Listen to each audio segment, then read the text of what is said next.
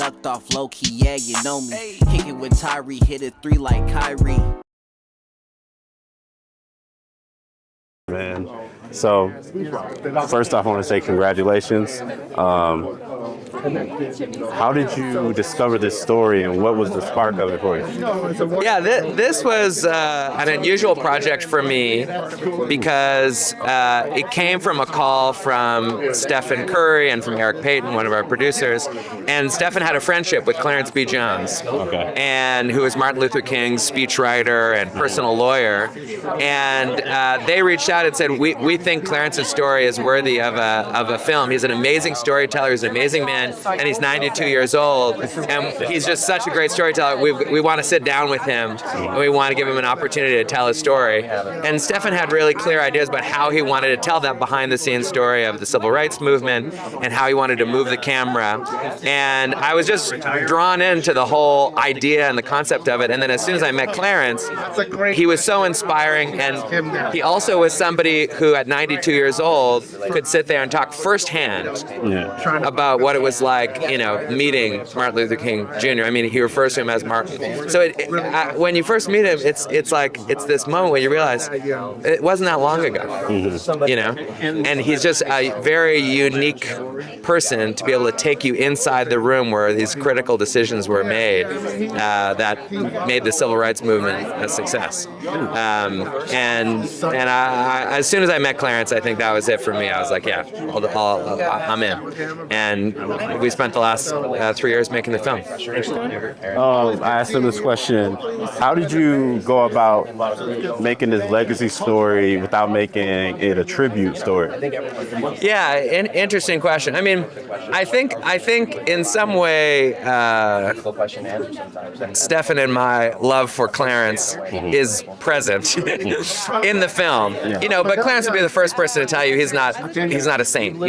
He's not perfect. Really, I think what it is Clarence is a lawyer, and I feel like in some way this is him presenting his case. And also telling about this transformative moment for him when he left his career as a lucrative career as a lawyer in Hollywood and decided to give it all up to go join the movement.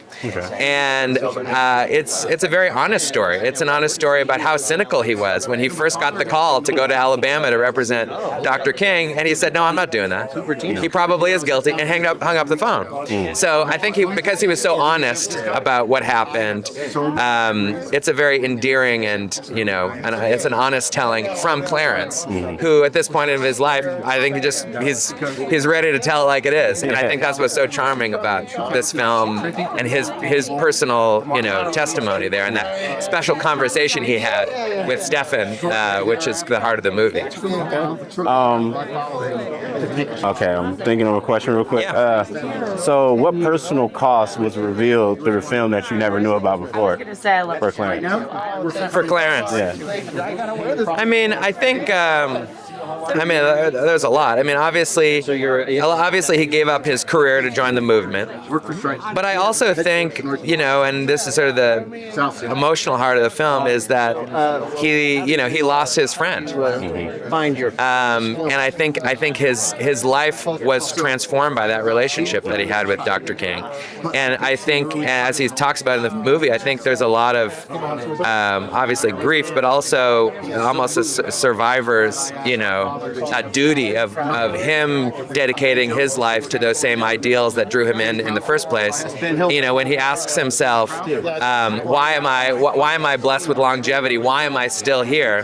His answer to that question is to tell the story. And I think that's the flip side of those sacrifices, is that he still feels compelled, even though I think everybody would be fine if he would just relax and enjoy life as a 95-year-old. He still feels compelled to tell the story and retell the story and make sure that it's known and it's not forgotten. And after that generation has passed, it's up to us to continue on that story. And I think that really is the heart of what initially inspired Stephen to make this film, and why I'm so honored to be a part of it, is to continue the story and to continue telling it and continue putting pressure on it to make sure that those gains are not lost.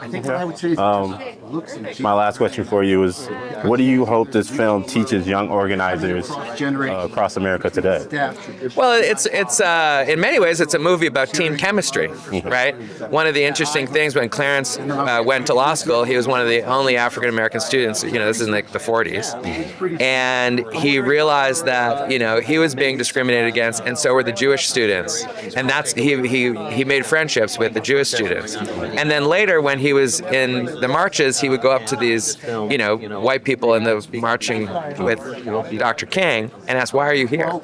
And they said, because my grandmother was in the Holocaust, and that's what clued Clarence into the idea that this was an alliance that could come together to make the civil rights movement happen, and I think that's a beautiful thing, right? And so I think, how can you build bridges and build alliances to get important things done?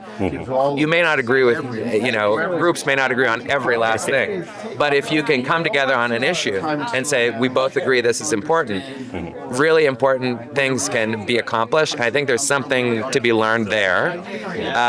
And I also think another thing that I think came through is, I think you have to risk something. It's like, I've thought about that a lot. You have to risk something to be able to follow your purpose and really give yourself over to a movement like Dr. Jones did. And, he left his job. He left his good, cushy job in Hollywood to go work for the movement and take the biggest pay cut ever. And the country is the beneficiary of that sacrifice. And so I think those are two things I take from it. Yeah. Thank you, man. Thank you for sitting with me. It was great to meet you. Nice to meet you, too. Ducked off low key, yeah, you know me. Kick it with Tyree, hit it 3 like Kyrie.